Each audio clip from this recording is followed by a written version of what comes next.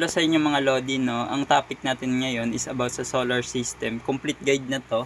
So, salamat sa mga nag-avail. Hawakan nyo na yung book nyo na ipinaprint para mas maunawaan nyo. So, simulan na natin. Di na tayo magpapaligoy-ligoy. Table of content yung pinakaunang page. Nandiyan yung magiging topic natin. Hindi ko na i-discuss isa-isa to kasi madadaanan natin to. So, nandito rin yung mga kasama diyan sa topic. So, unahin na natin is yung setup tsaka yung inverter. So, inverter, ito, in short, kino-convert niya yung DC into AC. Yung current ng DC, ko-convert niya sa AC.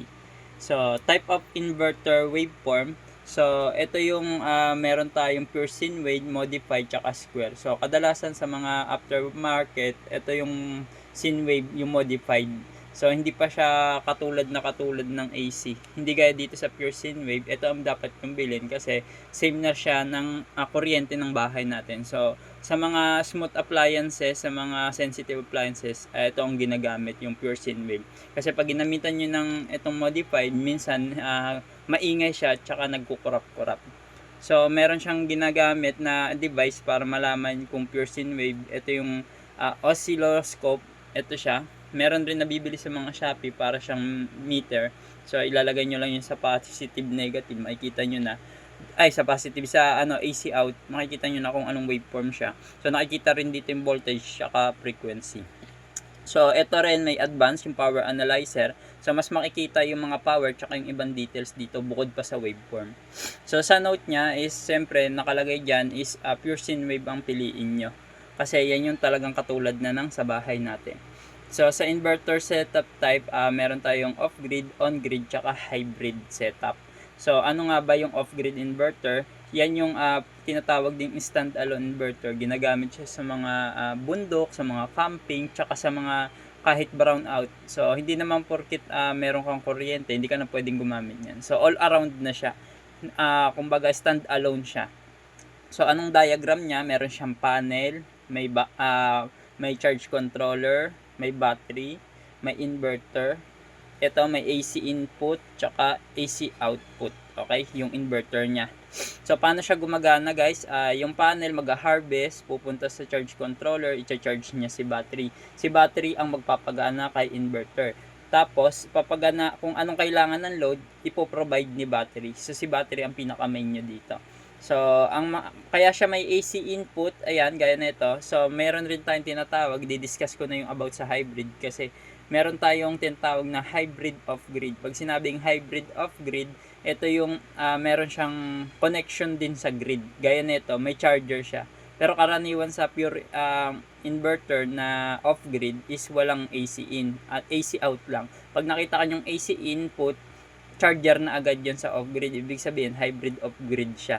So, isasaksak nyo to sa may AC nyo or sa mga saksakan nyo sa bahay kapag kailangan nyo i-charge yung battery kahit gabi.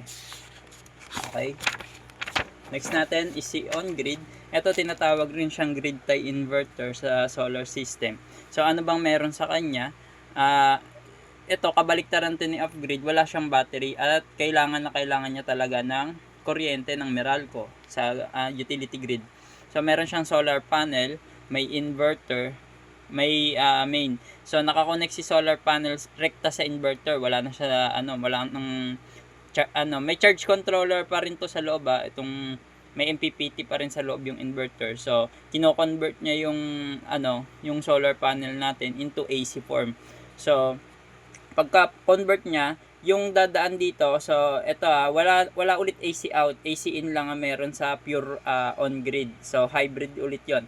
So etong AC in, papasok dito yung kuryente, isi-synchronize niya na kung ano itsura ng waveform ng bahay natin, yung pinaka kung 50 Hz ba, 60 Hz, pati yung kung ilang voltahe. Tapos ibabagsak niya ulit pabalik dito kay main panel natin. Ito yung lalagyan ng electric mga breaker natin. Minsan kinakabit din to sa mga rekta sa ilalim ng metro kasi same rin naman ng dito sa main electric panel.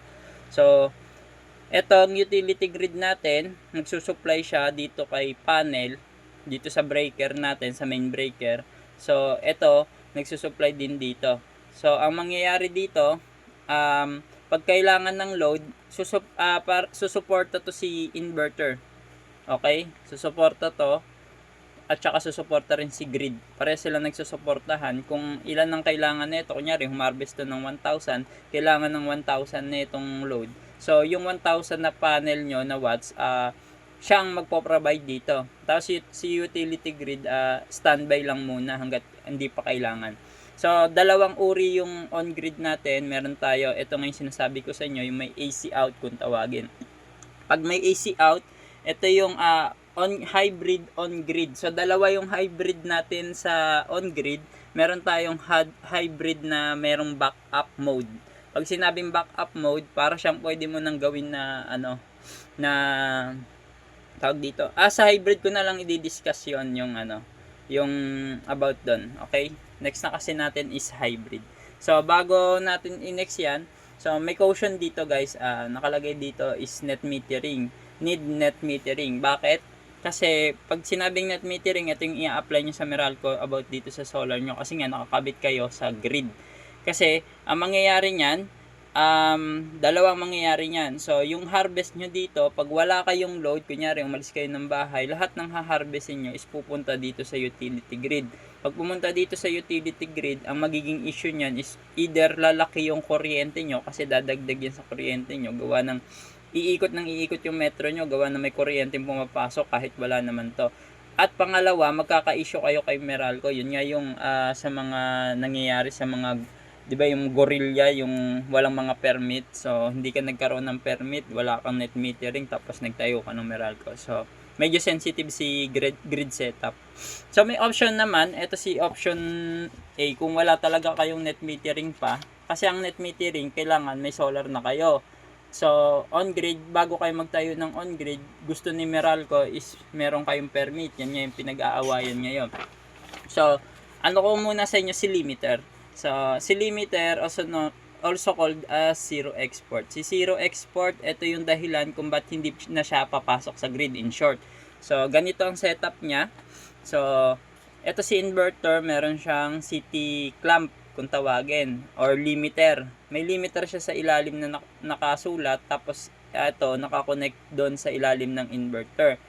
Etong CT clamp nyo is kiniklip lang to guys, para siyang clamp. Okay, kiniklip lang siya sa wire. Tapos pagka-clip niya sa wire, usually doon na isi-setup niya yung ating inverter na hindi niya napapasukin papunta sa utility grid yung kuryente. Tapos, kung ano lang yung load nyo, kunyari, nag-load kayo ng 1,000, tapos yung harvest nyo 2,000, 1,000 lang talaga yung ipapasok niya, hindi 2,000, kasi stop nga tong utility grid. So, paano ba mag-install niyan? Siyempre, dapat naka-turn off muna yung mga kuryente bago nyo i-clamp yan. Tapos, locate the main panel line. Ibig sabihin, hanapin nyo kung saan nyo gusto i-clip siya. Usually, kiniklip to sa pinaka-main bago mag-utility grid. Either meter or main panel. Nasa inyo kung saan nyo i-connect yan. So, sa meter ba o sa main panel. Usually, di ba magko-connect ka rin naman ng line tsaka neutral dito sa on-grid. So, isasabay mo na itong limiter kapag may limiter ka para rekta na rin siya i-clamp mo dun sa line. So, meron pa siyang second. Meron siyang pagka-clip mo sa kanya, hanapin mo yung hot wire or yung line. Doon siya kiniklip, hindi sa neutral guys. Dapat merong power supply. Kung saan yung power supply, doon mo siya i-click kasi yun yung papasok yung kuryente. So, dapat hindi ka magpasok ng kuryente doon. So, check the arrow direction. So, meron tong arrow, doon nakasulat dun sa limiter natin. Usually, dapat siya nakatutok sa load natin. So, kunyari, ang meter natin is pataas, dapat pababa yung arrow. So, yun yung dahilan kung bakit naging sensitive tong on-grid kahit may limiter ka. Pag nagkamali ka dito ng clamp, usually pag nagkamali ka, tataas pa rin yung kuryente mo.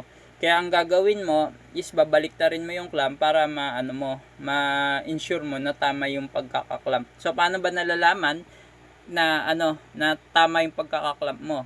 So bago 'yan, kailangan mo munang pagka-connect ng CT clamp, enable limiter setting. So, merong tinatawag na export control. Ito yon sa ating inverter. Usually, iba-iba yung tawag sa kanya. Export control dito sa ibang inverter. So, i-on mo yan. So, parang control siya ng limiter nyo. Ibig sabihin, dapat naka-on yun. Tapos, ilalagay nyo dun lagi is export limit 0 para 0 yung pumasok sa grid nyo. Okay? Tapos, pag okay nyo yan, na-apply nyo na yan, ito na yung pag-test kung tama ba yung ginawa nyo. So, unang testing is no load. Ibig sabihin, wala kang load. Check mo kung merong papasok na patayin nyo yung appliances nyo, walang buhay kahit isa. Tapos, check nyo, harvest yung panel nyo. Kailangan, hindi siya magpapasok ng wattage dun sa grid. Okay? Makibabasa nyo sa nyo kung nagpapasok siya ng wattage dun sa meter nyo. Ngayon, pag hindi siya nagpasok, ibig sabihin, hindi siya baliktad, okay? Ibig sabihin, tama yung ginawa nyo. Pero pag nakita nyo na wala naman kayong load, pero nagpapasok siya ng kilowatts, okay, or ng wattage, usually, ibig sabihin nun, baliktad yung ginawa nyo. So, babaliktarin nyo lang tong limiter. So, pangalawa, yun nga lang, pag nagkamali kayo dito, tulad ngayon, nagkaka-issue sa Meralco, pwede kayong kumbaga pwedeng madagdagan yung meter nyo pag nagkamali kayo sa limiter. So kung seconds lang naman or minutes lang naman, nalaman nyo na agad na baliktad, usually dapat hindi naman kayo anhin ni Meralco doon kasi kakatayo nyo pa lang. Ngayon, yun nga lang, sa ngayon kailangan ng permit sa mga on-grid. Pero hindi pa yun na-aprobahan, okay? So ganun ang gagawin nyo ha. Tapos sa may testing naman ng may load, so dapat kung anong load nyo, kunyari nagsaksak kayo ng electric fan, mas maganda yung maliliit lang. Check nyo kung naglalabas siya ng load, ng wattage, depende sa load. Kunyari 100 yung kailangan nito, kahit 1,000 yung harvest nyo, 100 lang yung ilalabas nito. So ganun yung pag-check niya, okay guys? So check na natin yung sa sunod. Ito na yung hybrid, okay? Sabi ko sa inyo, may dalawang klase ang hybrid inverter. So, bakit nga ba siya tinawag na hybrid? Kasi combination na siya ng off-grid tsaka kumbaga on-grid. So, also known as all-in-one inverter. Nasa kanya na lahat, okay? So, paano ba siya ang diagram niya? Paano So, meron siyang panel, may inverter, may battery na guys. Tapos, may meter. Nakakabit siya sa grid, nakakabit na siya sa battery. So, kaya siya tinawag na all-in-one. Kasi yung nagagawa nung una kanina, kaya niya rin gawin ng sabay. So, meron tayong nga palang dalawang klase dito guys na hybrid inverter para hindi kayo malito. Kasi hindi porket hybrid inverter is iisa lang siya. So, meron tayong tinatawag na hybrid off-grid. Pag sinabing hybrid off-grid, tulad kanina, balikan natin yung kanina, 'di ba may nakita kayong AC in, okay, nasaksakan. Ito 'yon. Ay AC out. Yan. So sa AC out, ito pala 'yon. Yan. Okay. Ito nasa ilalim. Yan. So AC input. Kasi sa pure off-grid, wala naman dapat AC input. Pero sa hybrid, may AC input siya, okay? Katulad nito, yan yung tinatawag na hybrid off-grid. Bakit tinawag siyang hybrid off-grid? Kasi, sabi ko nga sa inyo, kaya siya tinawag na hybrid kasi pwede kang mag-connect sa grid, pwede kang mag-connect sa battery. Okay? May battery na siya. Kasi yung on-grid, wala siyang battery kung mapapansin nyo sa pangalawa. So, ang mangyayari, isasaksak nyo to sa AC in, pero pang charger lang. Kaya siya tinawag na hybrid off-grid. Kasi pang charge lang to ng battery. May nyo pa rin ang battery. Okay? So, itong solar panel, pang charge ng battery. Itong AC input, pang charge ng battery. Yun yung hybrid off-grid. Sa hybrid on-grid, dalawa naman to guys. So, meron tinatawag na hybrid on-grid, yung EPS o backup mode. Yung emergency power supply. Ibig sabihin, para siya rin siyang off-grid kung tawagin. Kasi bakit? Kasi kapag pag patay si grid, 'di ba? On-grid. Pag patay si grid, ang magiging backup niya sa kanya, hybrid on-grid siya, is yung battery. Bali, ang mangyayari, mamamatay ito si utility, pero buhay pa rin si inverter. Automatic, magsiswitch siya sa battery. Pag nag-switch sa battery, magsusupply na siya ng dito sa sa mga TV nyo, sa mga appliances nyo. So, yun yung dahilan kung ba't tinawag siyang EPS, Emergency Power Supply, or backup. So, pag bibili kayo ng mga on-grid hybrid, dapat tanong nyo kung may backup mode ba yan. Kasi yun yung pinaka-advanced na on-grid na hybrid. Gawa ng pag namatay yung kuryente, mababackupan niya pa rin. Pwede pa rin kayong hindi masasayang yung battery nyo. Okay? So, yun yung dahilan kung bakit maganda yung EPS. Kasi pwede siyang i-backup yung appliances nyo. So, pangalawa naman is yung grid dependent kung tawagin. Ito naman yung may anti-slanding. So, pag namatay, nag-brown out, automatic patay din si inverter para maiwasan yung pagkasira ng inverter nyo, slanding kung tawagin. Yan naman, yung battery nyo, kahit may battery kayo, mamamatay pa rin si inverter, hindi nyo siya magagamit pag brown out. So, hybrid, on-grid, grid independent kung tawagin. So, mamamatay si inverter kapag yung battery nyo, so, sa supplier, tatanong nyo kung namamatay ba yung inverter kapag patay na yung brown out, hindi gagana yung battery. Ibig sabihin, grid dependent siya. So, bakit kailangan pa ng battery? Yun yung question. Kung hindi naman pala gagana siya, kahit patay yung Usually, tulad ng sabi ko sa inyo, kaya siya nilagyan ng battery dahil dun sa hindi pa nakakapag-apply ng net metering. Pag may net metering kasi kayo, unli na yung battery nyo. Gawa ng, ang gagawin yung battery is yung utility grid. Lahat ng sobra nyo pupunta kay utility grid, babayaran kayo ni Meralco. So, makakalesen kayo. Pero pag wala kayong net metering, mag-iipon lang siya dito sa battery nyo. So, ganun din ang setup para kayong para kayong yun nga lang, dagdag gastos siya kumpara sa may net metering. Kaso, hindi rin biro ang mag-apply ng net metering kasi maraming permit ang kailangan nyo. Okay?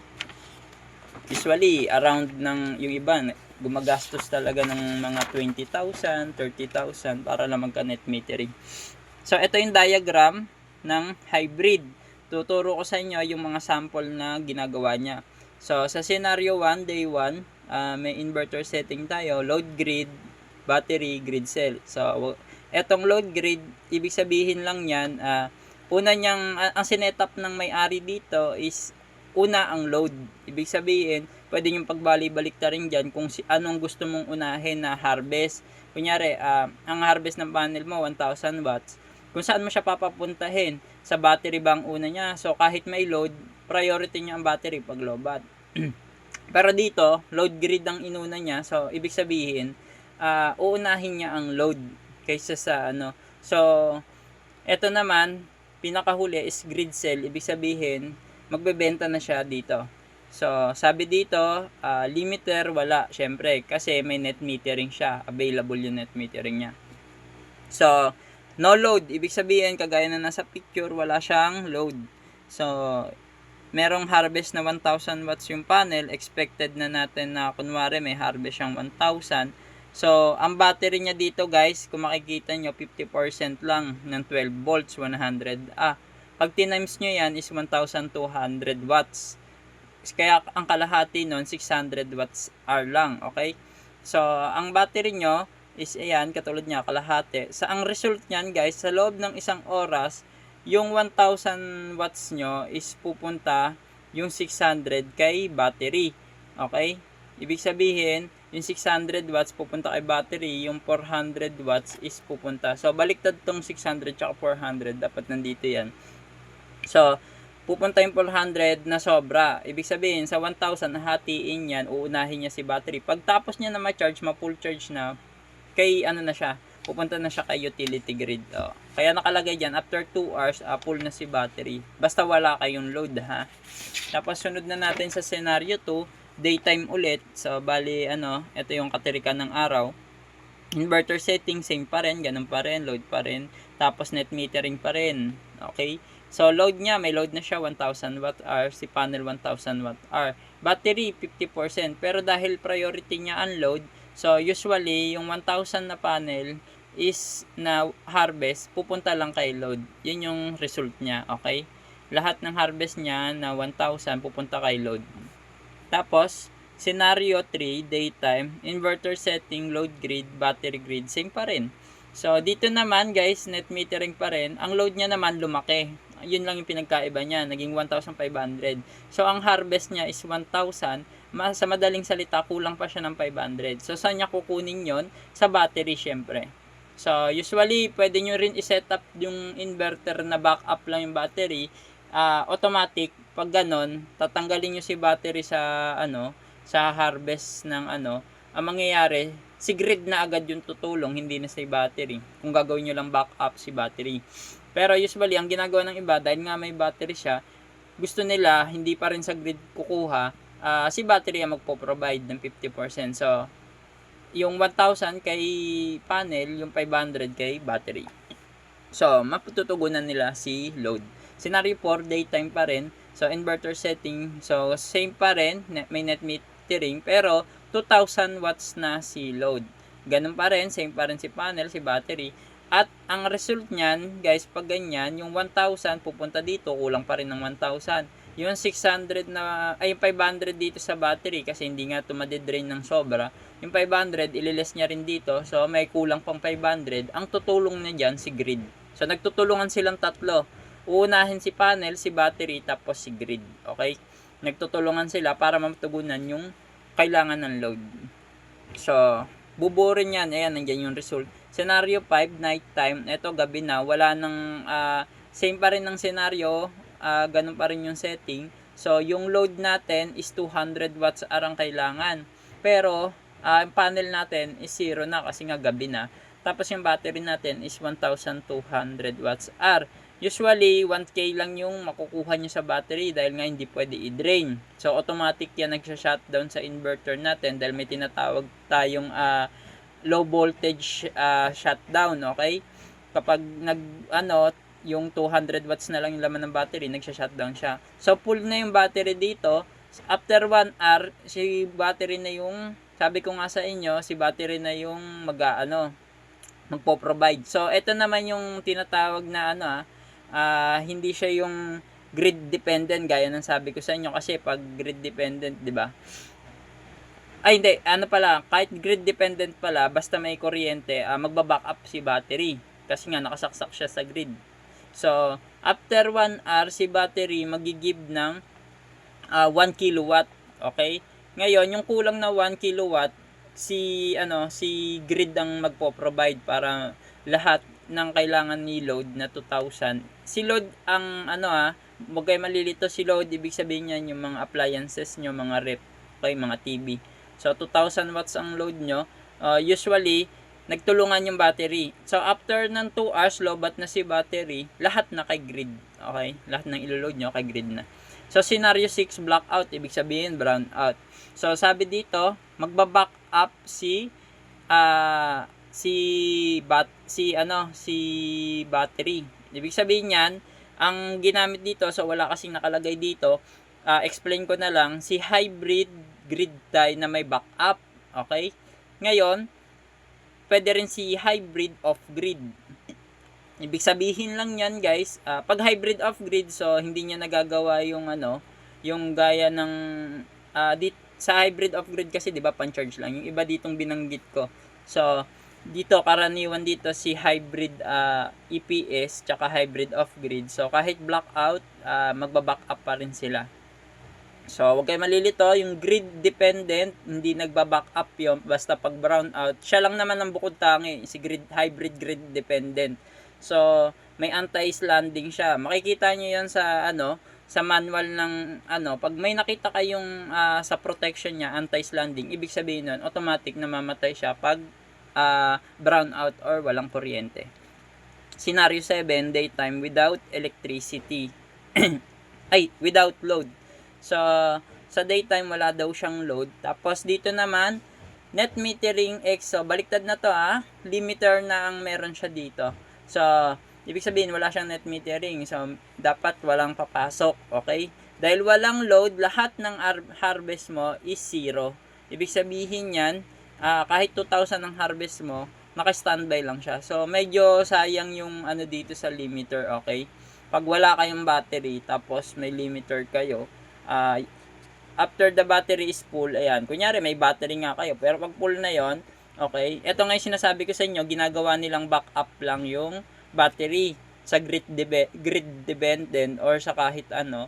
So, kaya kailangan din ng battery kasi nga, ginagawang backup pag wala kayong net metering. So, ang mangyayari diyan pag napuno na si battery, lahat ng harvest ng panel is wala ng export to grid. So, nakalagay diyan, no export to grid. So, scenario A, daytime with load. Ibig sabihin yan, the inverter adjust the output to the needed of load. Ibig sabihin, kung anong load nyo, yun yung papasok dun sa, or yung i-harvest nyo sa panel. Kung 2,000 tapos 200 watts lang ang load nyo, 200 watts lang ang ipoproduce ng inyong inverter. Gaya ng ginawa natin dun sa procedure ng pag-city clamp, yung tinest nyo yung load nyo, di ba? Kung ano yung load nyo, dapat yun lang yung pumasok kasi naka-city clamp kayo. Ang ibig sabihin ng city clamp, guys, ay current transformer. Yun yung kinaklamp dun sa mga live wire.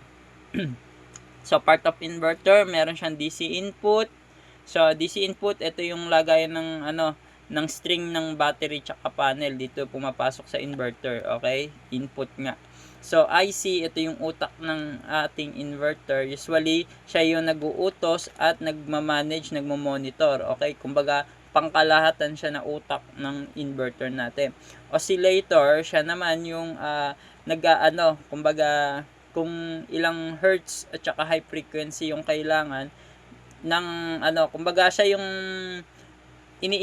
utak din naman ng tinitingnan niya kung ano yung itsura nung kuryente natin. Tapos pag nalaman niya na kung anong itsura, kunyari waveform niya is modified or pure sine wave, ang gagawin niya, ibabato niya kay IC na ganito itsura ng kuryente natin, pure sine wave, tapos 50-60. So, uutusan ngayon ni IC si MOSFET. Si MOSFET naman isang transistor. Siya, isipin nyo, isa siyang switch. Switch na mabilis nag-o on-off. Okay? On-off ang trabaho niya. So, kung gaano, ang utos nito, kung gaano dapat kabilis yung on-off ni MOSFET para magaya yung timing netong mga frequency. Ngayon, utusan ni IC si MOSFET itong on-off para magaya na ng tuluyan. So, straight lang kasi yung DC. So, kapag on-off ni papasok si DC, so 1,000 halos 1,000 beses wala pang isang segundo yung on-off switch niya. So, magki-create na ng waveform. Doon siya nagki-create sa pag-on-off nitong MOSFET. Tapos, si capacitor, usually, ito yung tinatawag na mini power bank sa loob. Nagpapasok siya ng supply ng kuryente sa loob niya. Tapos, nilalabas niya rin naman agad. So, para siyang mini power bank, mabilis lang, seconds lang. So, ito yung kadalasan nasisira sa inverter kapag biglaan yung kinabit yung battery nyo. So, kailangan may tamang pagkabit. Ay, tuturo ko sa inyo mamaya yon. So, si capacitor, papasok si kuryente sa kanya para sa loob niya, aayusin niya. Kumbaga, ipifilter niya para paglabas sa kanya, maayos na yung kuryente.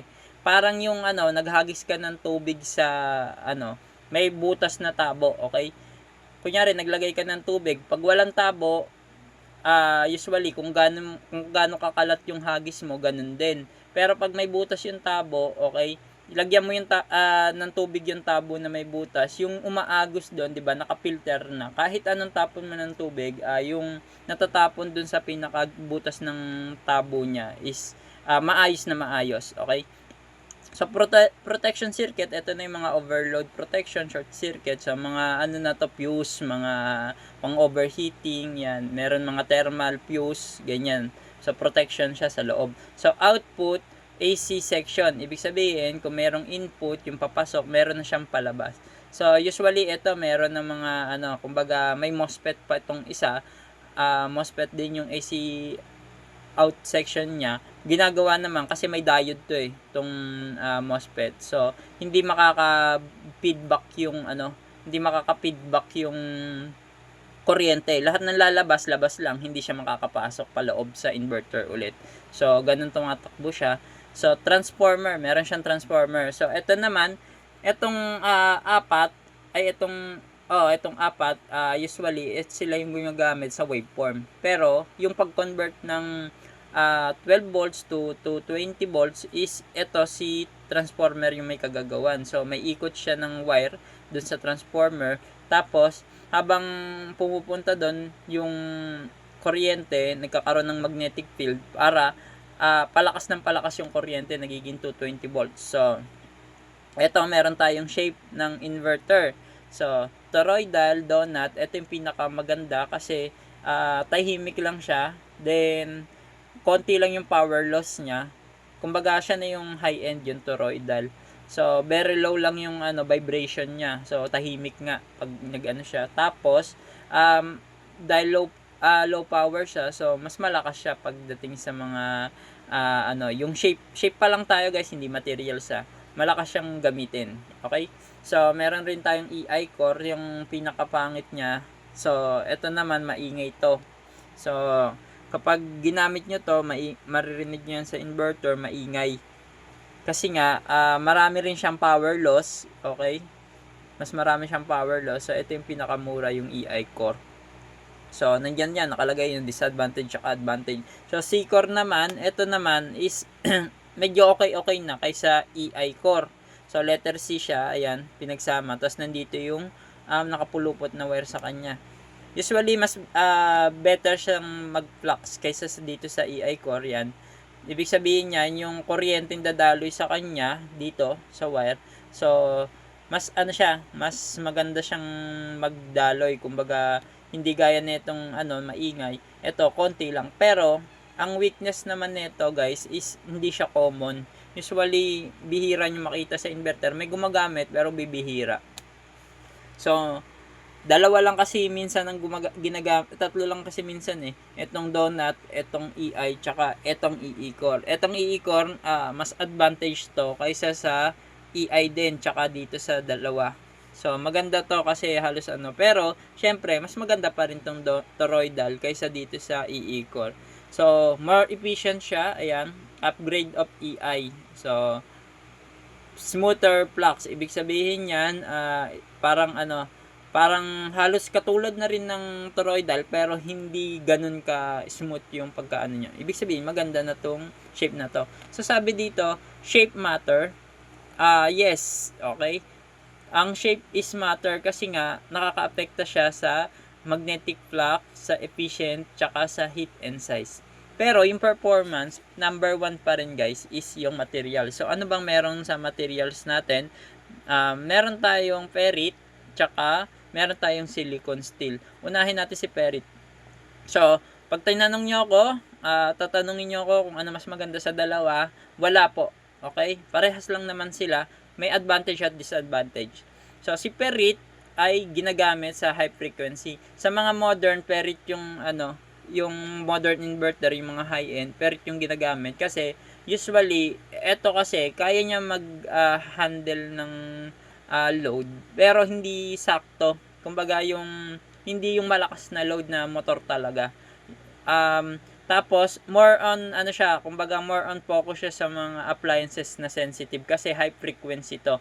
Gaya ng, di ba, kunyari, 50 to 60 Hz, yan. High frequency kailangan ng mga TV natin, ng mga appliances natin na sensitive, yan. Ito si ferrite yung ginagamit, okay? Samantala, si silicone steel, so pinagpatong-patong na steel siya, na maninipis, tapos yun yung ginawang ganitong shape. So, usually, ito naman guys ay pang good sa heavy load. Ibig sabihin kahit sagarin nyo, hindi siya basta-basta. Kasi ito, mabilis siya mapudpod. Okay? Pag may dumaan na kuryente sa kanya, napupudpod siya. Kaya mas bagay lang talaga siya sa mga TV, sa mga computer, mga LED light, yan. Pero pag motor na pinag-uusapan, silicone steel, walang tatalo guys. Kasi, usually, nga lang siya. Kumbaga, kapag may mga motor, hindi siya basta-basta napupudpod kasi nga steel siya. So, yun nga lang sa mga appliances na mga smooth, yung mga sensitive, usually medyo disadvantage niya yon kasi hindi siya ganun kaganda kagaya nitong Ferrite. So, kaya alam niyo na kung bakit mas maraming pumipili ng Ferrite kasi pag sa bahay naman, hindi naman kabigatan ng load natin gaya ng mga rep, okay, mga aircon.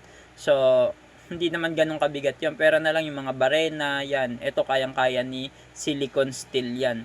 So, ayan yung ano. So, nasagot ko na yung tanong nyo kung ano mas maganda sa dalawa. Usually, yung silicone steel para sa mga heavy load, gaya ng mga barena, mga appliances na kailangan talaga ng motor, gaya ng mga pump, yan. Si Ferrite naman is para sa mga ano, sa mga smooth appliances, sa mga high frequency. So, etong dalawang to guys, ang disadvantage nito, syempre si Ferrite ay mabilis mag ano sa load, ay sa ano sa surge, mabilis mapudpod. Si silicone steel naman ay mabigat, tapos hindi siya pwede basta-basta sa mga high frequency na item kasi pwedeng masira. Okay? Next na tayo, how to choose right off-grid inverter. So, halos ano na rin tayo, no? Patapos na rin tayo. So, calculate total load. Ibig sabihin, sa off-grid, dapat kalkulado mo kung ano yung load na ilalagay mo. Kunyari, gusto mo lang paandarin. Kumbaga, mamimili ka sa appliances mo kung ano yung paandarin mo. TV, 100 watts, fan, 60 watts, light, 100 watts. So, total of 260 watts. So, sabi dito, kung ang total mo is 260 watts, magbigay ka lang ng 50% safety, 25 to 50% safety margin sa inverter mo. Kung gusto mong ito lang talaga yung paandarin mo, so 500 watts. So usually, dapat 1 kilowatt hour na yan para safe na talaga na yun na talaga yung, kumbaga, magdagdag ka pa in the future ng gamit na gusto mong paandarin bukod dyan sa tatlo. So, ayan, 500 watts yung pinili niya dito kasi nga, 260 watts lang naman yung gusto niyang paandarin. So, consider surge, number 2.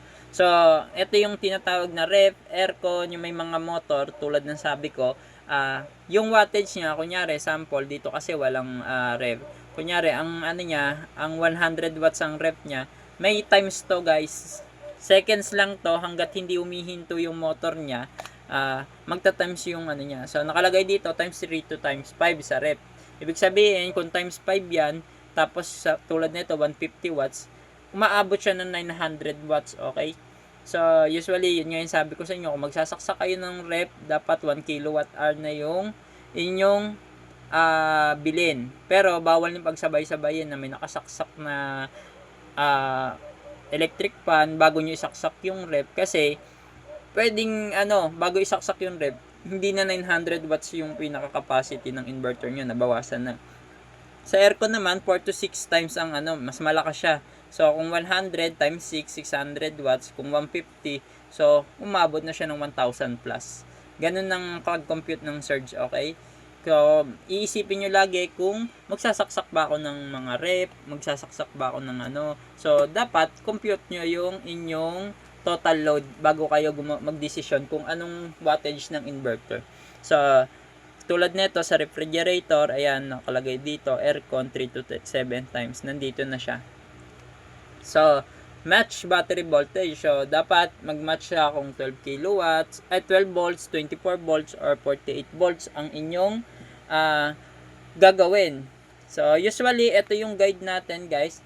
Pag 1 kilowatt hour lang sa inverter, matik to sa mga market, Shopee, Lazada, lahat ng inverter doon, basta 1 kilowatt to 1.6 kilowatts, 12 volts ang ginagamit na battery. Tapos, pagdating sa 3 kilowatts na, 24 volts matic pag lumagpas na kayo. So, ibig sabihin, kung bakit may 1 kilowatt hour pa rin dito, pwede pa rin naman kayo gumamit ng 24 volts sa 1 kilowatt, basta yung inverter is compatible sa 24 volts, okay? Mas maganda kasi ang 24 volts kumpara sa 12 volts kasi hindi siya mainit sa mga wiring, gawa ng maliit na amperes lang ang dadaloy. So, 48 volts, ito na yung mga large system, 3 kilowatts pataas, okay? Ayan, nakalagay naman dyan. Inverter, ayan, inverter watts divided by battery volts. So, dinivide niya kasi makikita mo yung ampere. Ibig sabihin, kung gaano ka taas yung ampere. Tulad nito, dinivide niya sa 12 times 12 divided by 1000 divided by 12, 83 amperes agad, 12 volts. Samantala ditong sa 24 volts 42 amperes. So, etong actual, yung 0.90, kasi nangangailangan din ng kuryente ng ating inverter. So, dagdag din yun sa stress ng battery natin. So, imbis na 83 amperes, ang totoong actual niya is 92 amperes talaga ang kinukuha nung ating inverter sa battery or yung load. Yung load kasi nagdidikta eh. So, 1,000 divide 24, 42 amperes. So, tignan nyo, bumaba na siya sa 1,000. 24 volts yung ginamit niya. Samantala dito, sa sa 3,000 watts divide 24 volts. So, ginamit niya yung 24 volts sa 3,000 watts. 125 amperes. So, mataas na yan, guys. Oh. Kaya dapat makapal na wire na talagang gagamitin nyo. So, mas tipid kasi sa wire kapag mas mababa yung amperes. So, 3,000 watts divided by 48 volts. Ayan, katulad nito 3,048 volts yung ginamit niya. 62 amperes lang. So, ang baba lang ng kukunin niya dun sa battery. So, hindi siya mainit sa wire. So, ituturo ko sa inyo yung about wiring mamaya. So, ito na yung isa sa pinaka-important, match battery capacity. So, kailangan malaman nyo dito yung C-rates kung paano, okay? Yung C-rates sa safety discharge. Ibig sabihin, yung kung gaano dapat, ilan lang dapat ang load sa isang battery nyo. So, sabi dito, meron ditong light, medium, heavy. So, ito yung C-rate, 0.05, 0.1, 0.2, 0.5, 1C. So, sa lithium, kadalasan safe pa tong 0.5. So, ibig sabihin, kalahati ng battery nyo is, yun lang dapat yung load nyo. Kunyari, 100 ay yung battery nyo, dapat 50 kaya 50% nakalagay dyan, dapat 50 lang yung i-discharge nyo sa battery nyo. Ibig sabihin nun, kung may load kayo kung may battery kayo, tulad nga sabi ko, ita-times nyo yung 12 volts sa 100 ng battery. Kunyari, yung battery nyo, LiPo, lithium, 12 times 100 is 1,200. So, dapat, ang load nyo lang doon is kalahati, 600 watts. Hindi pwede yung sasagarin nyo ng 1C, ibig sabihin niya, 100%. Kung ano yung battery nyo, kunyari, 100 ampere. Tulad dito, ganito yung pag-compute ng ampere niya. Oh. So, meron ditong 92. Ibig sabihin, sinagad niya yung inverter niya, 1,000 watts. Tapos, 92 amperes. Ibig sabihin yan, halos 1 na yan dito sa 12 volts 100 okay? Itong 12 volts na to, sinagad niya yung 1,000 watts, 92 amperes. So, dapat yan ay 50 amperes lang kasi ang kalahati ng 100 is 50. Okay?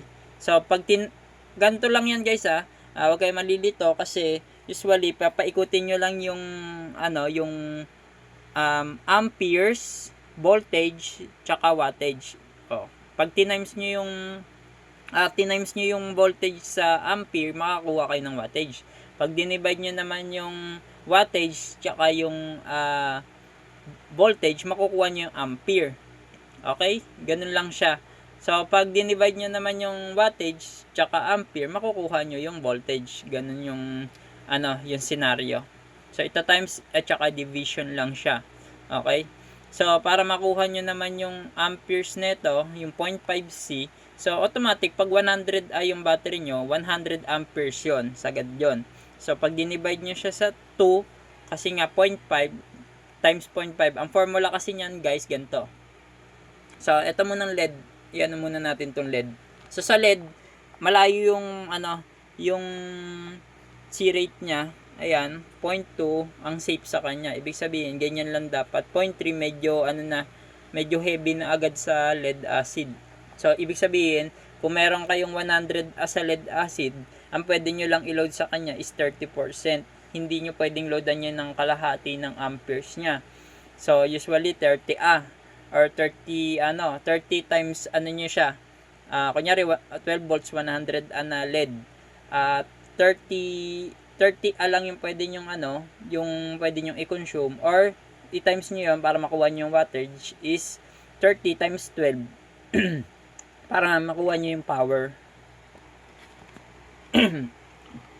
Next na tayo guys sa C-rate shortcut formula. So, ito yung formula niya, yung amp divided by A. So, ito yung sample niya. So, kunyari, meron kang battery na 48 volts, 9 kilowatts ang inverter. So, ang formula niya, sabi nga dito, is yung watts divided by volt equals to amp. Yung gaya ng sinabi ko. So yung 9,000 na inverter, dinivide niya sa 48 volts. So, ang kukunin nito is 187 amp. So, anong kailangan na battery ng 187 amp? So, sabi nga dito, 48 volts yan. Siyempre, matik, 48 volts na yung battery. Pero, ilang A yung kailangan mo, yung capacity ng battery. So, sabi nga dito, di ba, yung C-rates discharge. Ganito naman siya. So, di-divide mo, sabi dito, yung ampere, di-divide mo sa A. Ibig sabihin, yung ampere nito, 187 ampere, dinivide niya sa A, kunyari, napili niya is 400, isipin niya 400. Ang makukuha niya dito, guys, is 0.47. So, kung lithium to, guys, ayan, 0.47, halos 0.5 na siya. Okay? Safe pa rin siya. So, heavy nga lang siya. Ibig sabihin lang yan, ang 400A, 48 volts 400A is heavy na nakalagay. Tapos, kung 600 or much better na mas mataas sa 400A, magiging safe na siya. Ganun ang pagkuha ng capacity. So, sa akin, sa shortcut method ko, ito yung shortcut ko, guys. Tuturo ko sa inyo. Kunyari, lithium ang battery nyo. Usually, kapag ang kukunin ko is 100 ampere, kunyari 100 ampere yung inverter, kasi 12 volt, kunyari ito yung napili ko, yung 1000 watts yung inverter ko, tapos 12 volts yung inverter ko. Usually mag 100 ampere na yan. Ayan, tulad nito. So, pag 100 ampere, tina-times 2 ko lang yan para malaman ko kung anong battery safe na capacity. So, usually 100 times 2 equals to 200A. So, pipili ako ngayon ng battery na 200A. Safe na agad yon. So, 200 pataas, mas safe. Okay? Ganun siya tumatakbo. Katulad nito, kunyari ito, 3,000 watts divided by 48 equals to 62A. Okay? Times 2 ko lang yan. So, kailangan ko lang ng battery na 120. So, 150. 150A. Safe na yon. So, 48 volts na 150A. So, tina-times 2 ko lang siya yung amperes na kayang dali ng inverter ko. Okay? Ganun siya pagpili ng capacity. Nagigets nyo ba? So, ulitin lang natin, guys, ha. Ito yung C-rates. Okay? Ito yung C-rates natin. So, amp divided by A. So, diyan kayo magbe-base. So, pag dinivide mo yung amp tsaka A, makikita nyo yung C-rates. Okay? Ayan. 187 amp divided by A ng battery equals to C-rates. Okay, ganun siya. So, next tayo. So, ano nyo na yung 1, 2, 3, yan yung pagkasunod-sunod. So, nakuha nyo na yung battery, yung inverter. So, sunod nyo na is yung MPPT. So, yung charge controller. Usually, meron tayong built-in MPPT na kahit pure off-grid. So, ito na yung yung nakalagay na mismo sa inverter yung charger. Pero sa off-grid, mas prefer ko yung external MPPT kasi kayo yung mamimili kung gaano kalakas yung charging current niya. So, ituturo ko mamaya kung paano yung pagkuha ng charging current dun sa battery, kung anong safe na pang-charge sa kanya. Always choose pure sine wave, gaya ng sabi ko. Protection in future, ito yung mga protection na pwedeng So, hindi naman lahat kompleto yan. Pero mas maganda kasi yung inyong mapiling inverter is may LVD or low voltage disconnect. Ito, guys, yung sinasabi ko sa inyo kanina na kapag humina na yung battery, hindi siya madidrain ng sobra kasi automatic gagawin ni inverter is mamamatay na siya kasi kulang yung battery nyo. Okay? Or pipigilan niya na yung magkuha sa battery kasi nga, especially sa hybrid. Kasi syempre sa hybrid malaki kasi yung yung panel wattage nun na kumpara sa battery. So, system voltage choice summary, ayan. Tulad pa rin to ng sinabi ko yung Yung summary lang to sa kanina. Yung pag 12 volts, kasi pinakamahalaga to eh. Small, 24 volts medium, 48 volts sa large. Okay, ito yung pipiliin nyo kapag magsisetup kayo ng 1 kilowatt, 3 kilowatt, hanggang 3 kilowatt pataas. So, dito, ito yung karugtong, yung check output.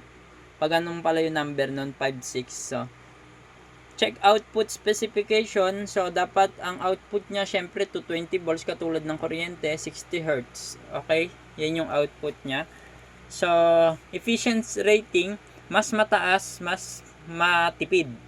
Kasi, tulad ng napansin nyo kanina, ito, iaano natin yung inverter, okay? Ayan, yung actual, meron siyang T-times pa dito na 0.90. Ibig sabihin, 90% ang inverter niya. So, pag T-times niya, mas lalaki pa yung kuryente, ay yung amperes na kukunin niya sa battery.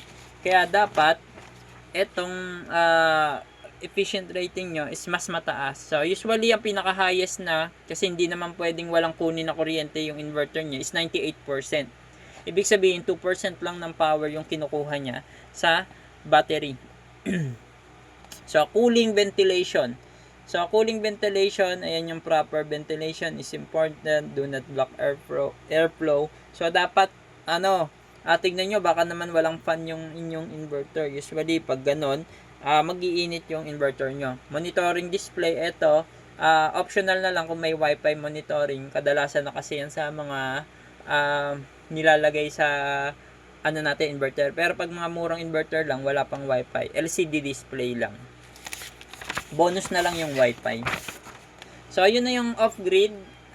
Nakita nyo na kung paano pumili.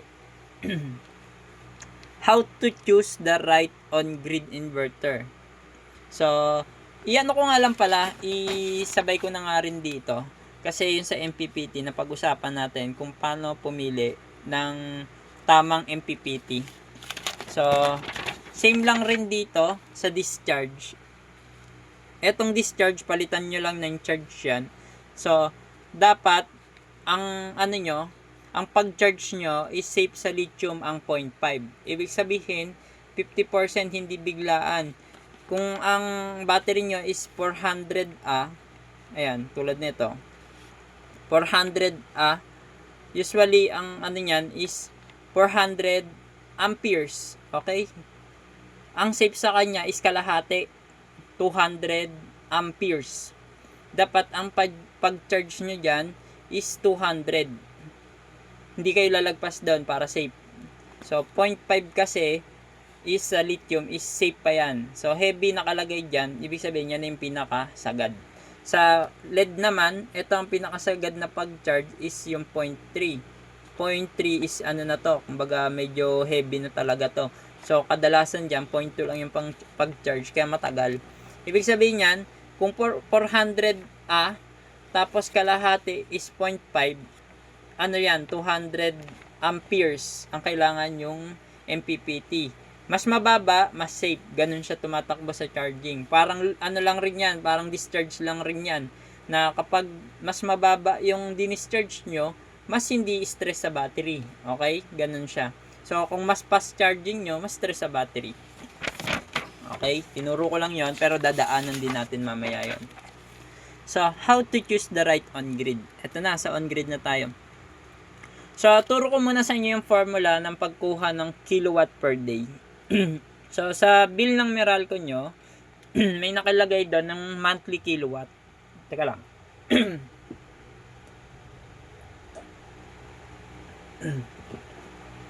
So, ayun. May monthly kilowatt ang bill ng Meralco nyo. So, sample ko sa inyo, kunyari, sa bill namin, nakita ko 200 kilowatt. I-divide nyo lang siya sa 30 days kasi 1 month yun eh. So, ang mangyayari sa kanya, kumukonsumo ka ng 6.67 kilowatt per day. So, diyan ka magbe-base ngayon, hindi ng inverter guys ha. Diyan ka magbe-base ngayon ng total load mo. Ibig sabihin, magbe-base ka ng inverter naman sa peak load. Ano yung peak load? So, eto na yung parang parang off-grid din na ginawa natin. Kinuha natin isa-isa yung wattage ng ating aircon, rep. So, kunyari, katulad nyan. Eto, hindi niya kinonsider ang surge dito, okay? Hindi ko na consider yung surge dito kasi lagi mong ko-consider yung surge. Kasi nga on-grid to. Pag on-grid kasi guys, usually sabi ko nga sa inyo, kaya hindi niya kinonsider yung yung surge dito kasi ang humahandle nga pala ng grid ay ng surge sa on grid is yung grid natin. Ibig sabihin, kuryente pa rin yung mag-handle, hindi itong inverter natin. Kumbaga, support lang tong inverter natin sa load. Kunyari, kailangan lang ng load natin ng 1,000 watt ay 100 watts. So, magbibigay lang siya ng 100 watts. Pero sa surge netong yun yung pinagkaiba nila. Kasi sa off-grid, isipin nyo, may AC, siya, di ba? AC out. Saan nyo sinasaksak ang load? Sa inverter. So, siya mag-handle. Pero dito, lang siya, nakasaksak lang siya dun sa on-grid. Hindi naman nakasaksak yung appliances sa kanya. So, ibig sabihin nun, hindi mo na kailangan i-consider na may surge yung load kasi ang mag-handle na nun is yung grid, okay? So, katulad nito, ang peak load lang is 150 watts, 1,000 watts, tsaka 100 watts. Ibig sabihin, pag pinag-plus mo lahat yan, ito, ibig sabihin ng peak load, yan yung mga appliances mo sa bahay. Ilan ba ang appliances ko? Kasi kung makikita nyo dito, malaki ang per day nya, 6.67 watts. Okay? Hindi naman porket 6.67, yan na yung inverter mo. Usually, ito lang yung inverter niya, 1.25 kilowatts. So, magdadagdag ka lang ng 25% for safety margin. Ibig sabihin yan, pipili ka lang kung 1.5 or 2 kilowatts lang. Kita nyo diferensya. Itong per day niya na kinukonsumo, pero ito yung dapat niyang inverter. Kasi, kaya ganyan yung konsumo niya per day kasi nasa oras din ng paggamit niya nito. Itong tatlong to. So, kunyari, yan lang naman talaga yung gamit niya sa bahay, ilang oras niya ginagamit, kaya kumukonsumo siya ng Kasi ang isang oras na pagkonsumo na itong tatlo is 1,200 watts, 1.2. So, kumukonsumo siya halos 5 oras sa paggamit nito. So, next na natin, dito sa baba, check built-in MPPT specs. Ito na. So, sa choose right on grid, kailangan mo i-consider ang MPPT. So, meron siyang range. So, lahat naman doon kanina sa off-grid, hindi ko rin na ituro sa inyo kung paano yung pagkuha ng tamang range ng MPPT, kung ano yung pasok. Dito malalaman nyo. Kaya hindi ko na tinuro doon kasi nandito na naman siya. So, sa MPPT, may mababasa kayo dyan voltage range. MPPT voltage range. Ang niya, para tumakbo siya, kailangan, eto kasi sa mga on-grid, built-in na yung MPPT sa loob. Sa off-grid, hindi pa. External or pwede ring built-in. So, 120 volts to 450 volts. So, ibig sabihin, gagana lang yung inyong inverter kapag pumasok siya sa range na to. Okay? Dapat yung panel nyo is nasa 120 hanggang sa gitna nito or 400. Huwag kayo lalagpas ng 450 guys kasi usually sa panel nyo may nakalagay na na tawag dito BMP sa likod. Ibig sabihin ng BMP maximum voltage input BMP power yon, maximum voltage power. Ibig sabihin ng maximum voltage power guys, yun yung pag nagana na yung kumbaga meron ng mga wire yan. Ibig sabihin nun, yun yung pinaka operating na voltage ng inyong pinakasagad na operating kapag meron ng mga wire, may nakakabit ng inverter. So, nagdadagdag yan pag nag-series kayo ng panel. Kaya dapat hindi kayo dito, kumbaga hindi kayo lalagpas ng 450 volts at hindi nyo rin masyadong ididikit sa 450 kasi kapag malamig, kunyari malamig tapos maaraw, mas tumataas pa lalo yung voltage nyo. Expect nyo, nadagdagan pa siya, kunyari nakalagay dun sa BMP sa likod nyo is sabihin na natin 50, di ba? 50 volts. Pero ang totoo, pag malamig tapos maaraw, minsan nagiging 80, 70 volts. Ganun siya. So, ang pinaka-safe dito, either nasa gitna lang kayo nito or magbabawas kayo dito ng 80%. So sabihin na natin nasa 350 yung pinakasagad na range voltage. BMP to guys, BMP. Ito naman yung VOC. Ibig sabihin naman ng VOC sa likod ng panel natin, ito naman yung operation ng panel kapag wala pang mga nakasaksak na inverter. Ibig sabihin, sagad yung voltage ng panel natin, yung pinakasagad na voltage na kasi wala naman nakasaksak na mga inverter. Kasi pag may nakasaksak na, humihina na yung voltage niya. So 500 volts yung limit ng MPPT. So hindi ito lang to, sample lang to, pero minsan 300, 150 depende sa inverter nyo. So dapat pasok diyan yung yung panel nyo. So meron rin max input current. Ibig sabihin, etong tatlong yan yung pinaka-importante sa MPPT. Ibig sabihin, ilang current yung pwedeng ipasok nyo. Kasi tingnan nyo, ang taas ng voltage, pero ang current lang na pwedeng ipasok nyo is 20 ampere. Ibig sabihin yan, bawal kayo, ayan, nakalagay 20 amperes per MPPT. Ibig sabihin yan, bawal kayo magpasok ng 21 amperes na panel. Nakalagay naman doon, makikita nyo yon sa short circuit current or ISC. So, doon kayo magbe-base ng ampere guys sa ISC. Check nyo yung kasi yung, yung ISC ng panel, yun naman guys yung short circuit current kung tawagin. Ibig sabihin, kung may IMP, di ba kanina may BMP. Mamaya ituturo ko sa inyo yun maximum voltage. Ito naman maximum current yung IMP. Tapos yung ISC, kung may VOC, siya yung wala pang mga mga nakasaksak na wire, kumbaga wala pa, panel pa lang siya. Siya pa yung sagad. Yung ISC naman ng panel natin, yun naman yung pinakasagad na amperes na kayang i-produce ng panel nyo. So, kailangan di kayo sumagad ng 20 amperes. ISC ito BOC, ito voltage range is BMP. Okay? Yun yung mga titignan nyo. Yung tatlong yun. Tapos, max PV power, usually, kunyari, 3 kilowatts inverter nyo, 3,000 nakalagay agad dyan. Ibig sabihin nyo, yung panel nyo, dapat 3,000 watts lang. Pero, sabi ko nga, pwede kayo mag-oversize. Ibig sabihin, 20 to 30% ng panel. Bakit nag-oversize? Kasi, hanggat pasok dito sa range na to, dito sa 20 amperes, sa 500 volts, sa range, dito sa MPPT range, usually, ito kasing 3 kilowatts, 3,000 watts inverter, hindi porke 3,000 watts na rin yung panel nyo. Kasi, ang totoo kasing nangyayari sa 3 kilowatts, kung i-times nyo yan sa, kunyari, ang battery niya 24 volts, pag tinimes nyo yung 3 kilowatts, lalabas dun yung wattage na hindi pala, 3,000 watts na pala talaga.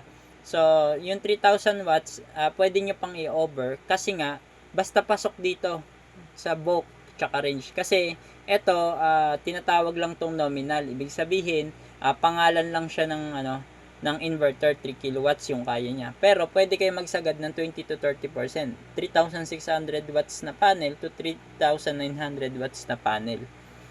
Basta, yun lang yung option ko. Tulad ng sabi ko, dapat pasok dito yung amperes, yung VOC. Kasi pag siniris nyo pa yun, tapos nagdagdag kayo, dadagdag ulit yung range. Dapat hindi kayo lumagpas ng 350 volts na ganito. Okay? Kasi may safety margin tong 450. So, next na tayo, number of MPPT.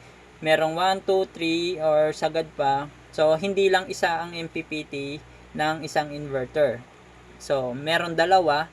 Yun yung makikita nyo yung may PB1, PB2. So, may saksakan siyang dalawa. So, dito, dapat talagang alamin nyo yung inverter nyo kung yung PB1 tsaka PB2 ba, gaya nito, ang range nito per MPPT. Ibig sabihin, 20 amperes per MPPT. Pero kapag naman meron kasing MPPT may PB1 tsaka PB2, pero ang loob lang pala is isang MPPT, ang ginagawa niya lang is kasi ang mangyayari kasi niya, yung saksakan ng panel sa ilalim, may makikita kayo, di ba, PB1, ibig sabihin doon niyo ilalagay yung panel. Pag dalawa, Pag sinaksak nyo yon, dalawang consider doon. Pwedeng tumaas yung ampere kasi ang gagawin doon sa loob, either series or parallel. Okay, pag parallel kasi katulad niyan, isa lang yung MPPT nyo, tapos kinonect nyo dun sa PB1 at PB2, tumaas yung ampere, kailangan i-consider nyo na hindi kayo tatapas ng 20 amperes. Okay? Pero eto, sample lang naman to. Kadaraniwan kasi sa inverter, lalo na sa 3 kilowatts, usually 50 amperes dapat yan.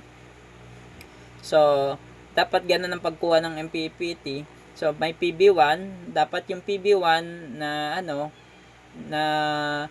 tsaka PB2 ay hindi i-consider nyo kung ano ba siya, parallel ba siya sa panel. Pag sinabi mo kasing parallel, 'di ba?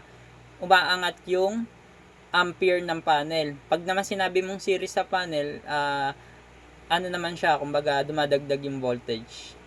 So, pag dalawa kasi yung MPPT, kaya nyong humandle ng dalawang 20 amperes. Okay? Ganun siya. Pero, pag isa lang ang MPPT, isang 20 amperes lang.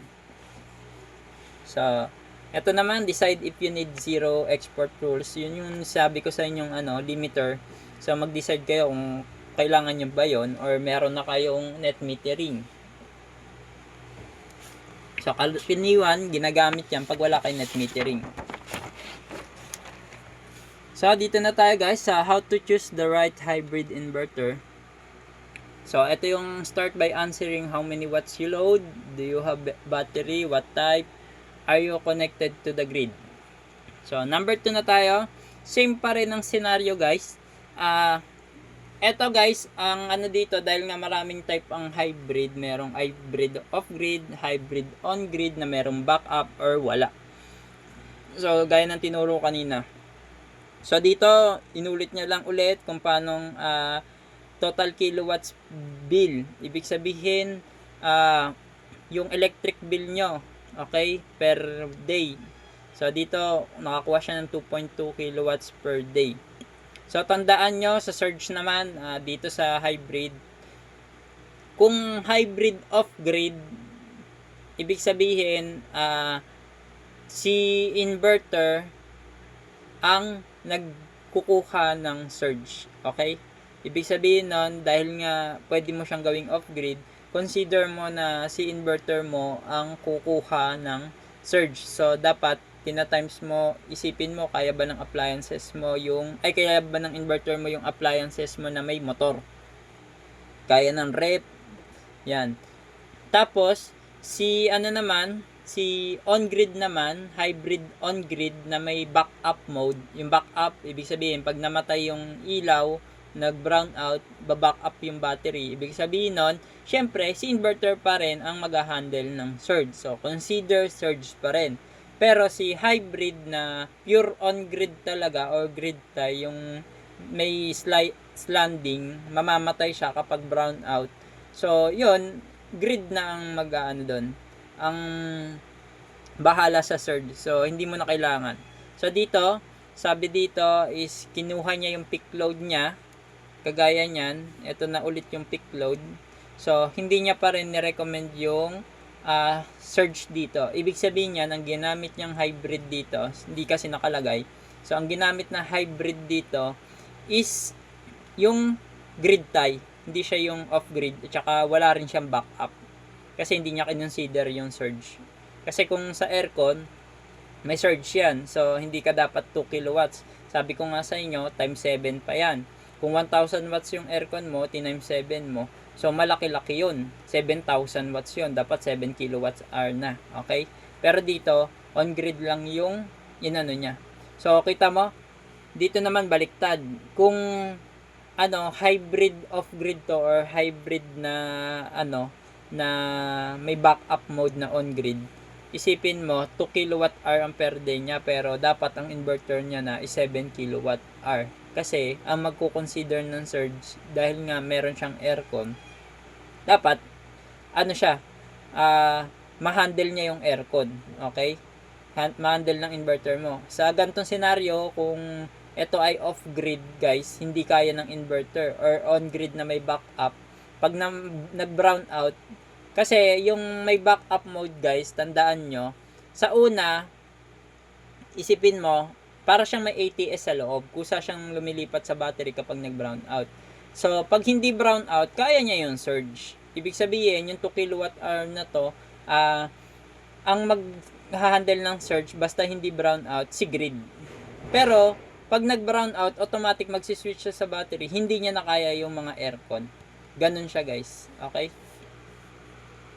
So, battery compatibility. O nga pala, dagdag ko rin. So, pwede nyo naman gawin to sa on-grid na backup mode. Pero, babawasan nyo na yung appliances nyo once na mag-brown out. Katulad ng aircon, kailangan pasok sa 2 kWh. Kagaya nito, pwede kayo mag-rep, mag-TV. Pero sa aircon, negative to. So, battery compatibility, tulad ng sabi ko, syempre, unang-una yung volts. Ayan. Hindi ko nare-review yan kasi na-discuss ko na sa inyo para hindi kayo masyadong mahaba-haba na rin kasi. So, battery backup. So, eto nga yung sinabi ko sa inyo. So, pwedeng maging backup yung battery nyo. So, depende sa hybrid nyo kung off-grid, hybrid off-grid, hybrid on-grid. So, pag backup kasi yung battery nyo, okay lang, dapat may C-rates pa rin kasi siya yung mag-handle. Kumbaga, automatic magsiswitch yan. Kung ano yung load nyo, yun yung kaya i-handle niya. So, sabi ko nga sa inyo, pag naka-aircon kayo, tapos nag-brown out bigla, lilipat na sa battery. Pero, consider nyo naman na malamig na yung kwarto nyo, kaya wala nang surge yun. Kaya, safe pa rin sa battery. Pero, tulad ng sabi ko sa inyo, mas okay pa rin na magbawas kayo ng gamit kapag nag-brown out. Para tumagal yung buhay ng battery nyo. So, scenario, self-consume mode. So, ito naman yung yung amperes. Ayan, yung tinuro ko sa inyo ulit kanina. Paulit-ulit lang yan, guys, kung ano yung i-consume nung inverter o yung load sa battery nyo. Pag 9 kilowatts, dinivide niya sa 48 volts. Kunyari, system niya is 48 volts. 187 ampere. So, dapat i-consider nyo ulit yung C-rates discharge. So, sabi ko nga sa inyo, i-times 2 nyo na lang yan. Makakakuha kayo ng 400 Ayan. So, 400 ang gagamitin nyo. Mas safe kung mas mataas. Sa yon lithium yung times 2 na yon. Pero, kapag mga lead acid, usually, mas maganda, mo talaga sa C-rates. Kasi shortcut method ko lang yun yung times 2 na yon. Next na tayo. So, check built-in MPPT specs PB input. Ito rin yon yung gaya ng sabi ko sa inyo, may voltage range, dapat pasok diyan yung panel, may max PB voltage, ayan. Ito yung VOC. Okay? 1000 volts. Max input current, 20 amperes lang dapat ang ang tawag dito, ang panel nyo. Pag per MPPT, ibig sabihin, hindi lang isa yung MPPT niya. Sabihin na natin may PB1, PB2. So, pwede kayong magdalawang panel. 20 volts. Basta, pasok yung voltage, tsaka pasok yung ampere. Short circuit current, ISC. Check inverter specs. Okay? Meron siyang, current. Ito na rin yun, yung 20 amperes. Halos pares lang yan. Kasi, yung short circuit current, guys, for safety, kasi 'di ba sabi ko sa inyo, pag short circuit current, yun yung ampere na wala kayong load. So, karaniwan mas safe kung doon kayo magba-base ng ng maximum ampere nito. Kasi kapag minsan pumapalo doon yung amperes ng panel nyo sa short circuit. Yun yung pinaka maximum, hindi nalalagpas doon. Max PV power. Ayan, 5 kilowatts yung inverter. So, ang ginawa niya, nag 30% siya dito. So, 6.5 kilowatts ang nilagay niya. Pero sa sa mga nagbebenta ng inverter, walang nakalagay diyan na hanggang maximum. Ang nakalagay lang diyan, pag ang inverter nyo ay 6 kilowatts, 6,000 watts automatic ang panel na ibibigay nila sa inyo. Pero, sabi ko nga sa inyo, pwede kayong mag-over the panel. Dahil nga, bakit nag-over the panel? Kasi, hindi naman porkit 6,000 watts yung panel nyo, ay 6,000 watts na talaga. Minsan, kunyari, madilim, maulan, usually, pag may dagdag kang panel, mas malaki yung chance na mas malaki yung harvest mo. Okay? Kaya ganon. Ngayon, hindi kasi siya, kumbaga, hindi talaga sumasagot ng 6 kilowatts, nababawasan yung 6 kilowatts hour mo. Oversizing, DC ratio, ayan, 10 to 30%. Number of MPPT, tinuro ko na sa inyo, 1, 2. So, start up voltage, ito yan, sa range. Ibig sabihin, mag-i-start yung MPPT nyo sa 300 volts. Sample lang naman to. So, ito yung range. So, mas mababa, mas mabilis mag-start. Mas maganda, mas mababa to. Kunyari, ano lang to, 100 volts. Ibig sabihin, sa 100 volts na panel, aandar na yung inverter nyo. Rated AC output. Ibig sabihin, dapat yung inverter nyo is 220 volts. Tulad ng sabi ko sa inyo, 60 Hz to 220 volts or 230 volts. 230 zero export if needed. So, ulit-ulit lang tayo dyan. Kailangan nyo ba ng zero export? Kasi, sa on-grid to. Pero, pag hybrid off-grid, wala naman zero export. Pag hybrid on-grid, usually, ganito yan guys ha. Hybrid on-grid, linawin ko. So, sa, sa may backup, yung may backup, pwede nyo pa rin gawing off-grid yon. So, ang mangyayari kasi dyan, pag may backout, meron siyang AC in, AC out sa ilalim ng inverter. Ibig sabihin, si grid, okay? Si grid, mali pala yung sinabi ko kanina na sa on-grid, ay hybrid, may backup, hindi siya yung magsasalo ng surge. Actually, siya pa rin pala. Kasi, usually, si hybrid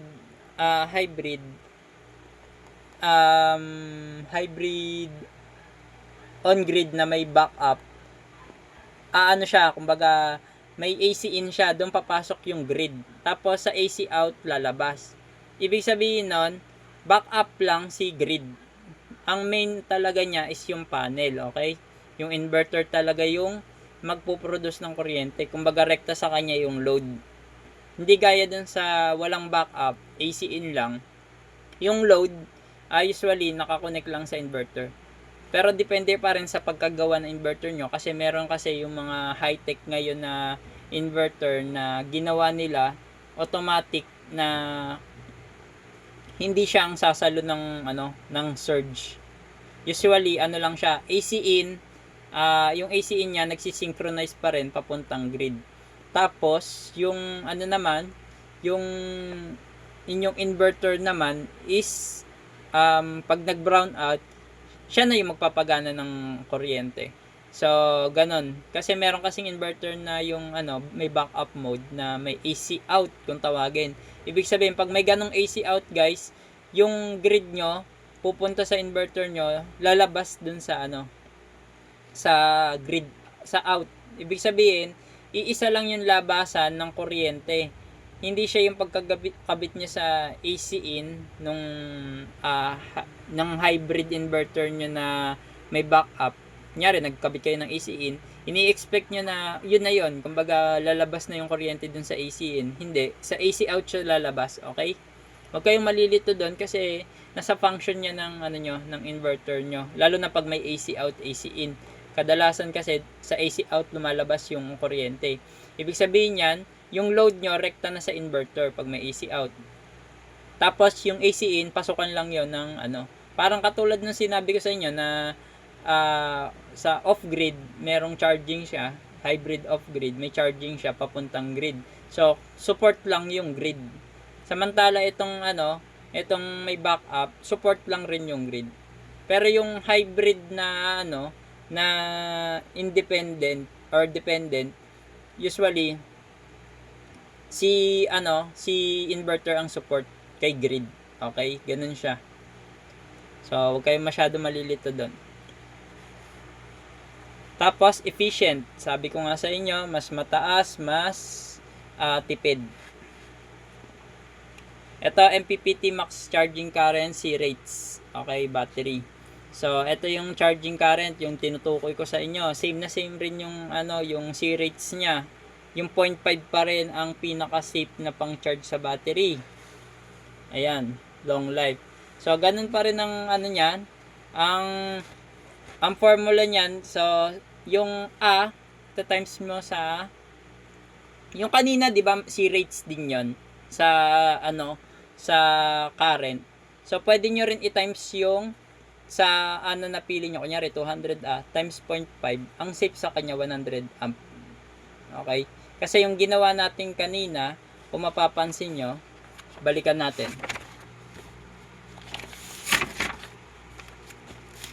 Balikan natin yung sa battery. Ayan. Kung mapapansin nyo, dinivide niya yung A sa amp. So, shortcut to para pag dinivide niya yung amp, ayan, sa sa ito yon.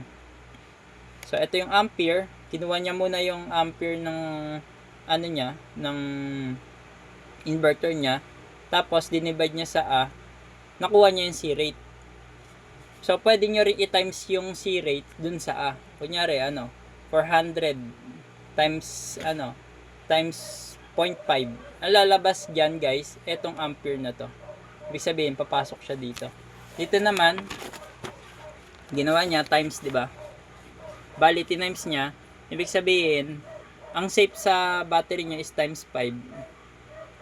So, matik yan. Pag tinimes niya yan, kalahati lang.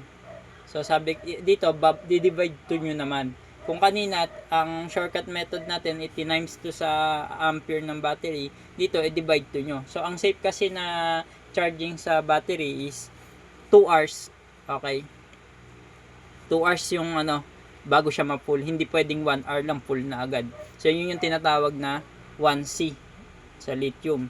Or sa lead, na yun, kumbaga, 0.1. Ayan yung safe. 1.1.2. So, 0.1, delikado yun sa lead. Lalo na, pwede rin delikado rin sa lithium. Sa lahat ng battery, delikado ang 1 oras lang full charge na. So, idagdag ko pala sa hybrid. Yung nga pala, yung tulad na, nasabi ko na rin pala kanina na pag may backup mode, pag grid dependent, guys, tapos may anti-slanding, usually yun yung yun yung hindi na kailangan ng battery. Okay? Ibig sabihin nun, hindi niya kailangan ng battery para gumana yung inverter. Hindi gaya ng EPS o yung may backup. Usually yun kailangan niya ng battery. So, ipapakita ko sa inyo mamaya kung paano nyo malalaman na sabihin ko na rin pala ngayon kung paano nyo malalaman na kailangan ng battery. Sa spec, syempre, nakalagay doon na need battery, yung mga ganun, para tumakbo yung inverter. Pero dadaanan natin yan. So, number 11 na tayo, grid compatibility. Ito yung 220 volts, 60 Hz. So, parang na natin to kanina eh.